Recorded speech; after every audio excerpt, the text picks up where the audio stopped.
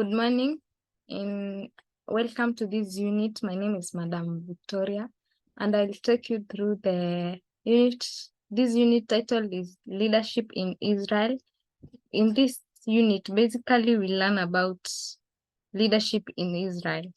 Then in this topic, we learn about the leaders who rule the Israelites, then the objectives of the topic. By the end of this topic, you should be able to identify some of the judges of Israel and their duties, outline the reasons for the demand of kingship in Israel, and even outline the reasons for against kingship in Israel. By knowing all this, you'll be able to basically know what's the topic about and even understand more or even have more content on the topic. We look at the meaning of a leader, or rather the leadership. Leadership refers to a manner in which a community or society is governed or ruled. When Israelites settled in Canaan, they were ruled by judges. Some of the judges include, there was Othniel, Ehud, there was also Shamgar, Deborah, Gideon, Tola, Jephthah, Ibzan, Elon, Abdon, and Samson. These were some of the judges who ruled the Israelites. They held the duties and also, yes, they had the duties which they could perform in their leadership. So a leader has to perform a certain duty. A leader is someone who rules or even controls a certain part or even a certain area. Then we look at the duties of judges now. Those judges we have just looked at, for example, the Deborah, she was the only female judge. Then we look at the duties. They led Israelites to war against their enemies. They could guide them on how to carry out the war for them not to be defeated or even for them to win the war. They settled disputes among the people. For example, the disputes that they arose even during the times of the Israelites moving from Israel to the promised land, that's the Canaan. They could settle disputes among the people. They acted as religious leaders or even leading Israelites into worship. That is maybe leading them in prayers, leading them in activities that require them to be religious, such as praying them or even asking for forgiveness. That's the repentance. These are the duties of the priestly. Then they also offered sacrifices on the behalf of people. They could go, mostly the sacrifices offered were basically the animal sacrifices. They could slaughter the animals, and even the shedding of blood was significant during the Israelites' movement from Israel to Canaan.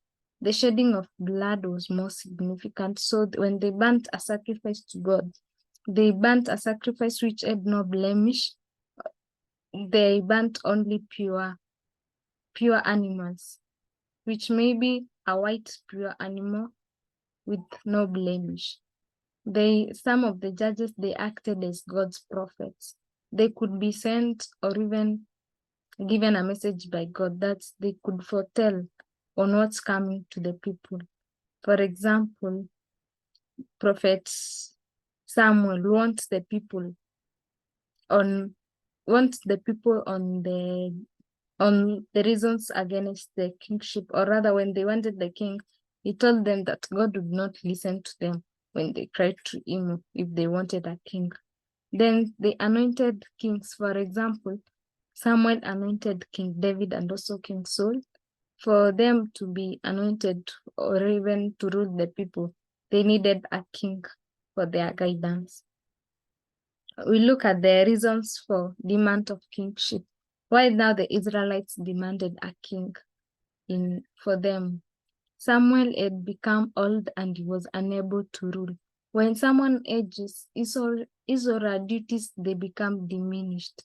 That such as someone cannot perform because someone has not has not a lot of energy that a young person could have. So Samuel, he was unable to rule the people or even perform some of the duties. Hence, people, they required a leader or even a king. Samuel appointed his sons as judges. The people, they never liked Samuel's sons. So they wanted them to elect a king, and they thought that if now Samuel could appoint his own sons to be judges, this could make that Israel could be a monarchical community, or rather society or nation could be monarchical. So they never wanted a monarchical, they wanted for themselves to elect their own leader. Samuel's sons were corrupt. When now Samuel appointed his sons, the people never liked them because of their corrupt ways. They were not God-fearing people, hence people denied them. Then the Israelites wanted to be like the other nations. Other nations had their own kings who could lead them to wars or even guide them in various activities. Hence, they wanted to be like the other nations. They never wanted a God whom they couldn't see. Hence, they wanted a king whom they could see. Hence, they wanted a king now.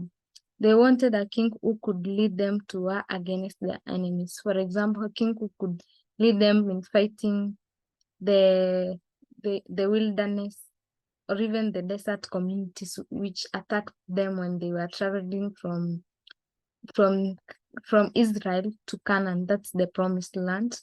They wanted a king who could lead them in attacking or even to lead them in a war. They wanted a leader whom they could see. They wanted a physical leader whom they could call their king, but not a God whom they couldn't see, because God demanded to be their king, but they never wanted him because they were unable to see him. Then they wanted a political government with national authority.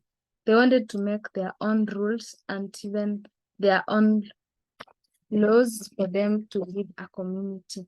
Hence, they wanted a king whom they could. Hence, they wanted for them to form their own government rather than having a government which was called an everlasting kingdom by their God. Then we look at the reasons for against kingship. Now, reasons why Samuel wants them against kingship. Samuel was a prophet of God. He had revealed or even he had prophesied for them about the negative effects of a king. By demanding an earthly king, it meant that they rejected Yahweh as their king. Hence, Yahweh could reject them. They were going to lose their identity as God-chosen people. God would disown them.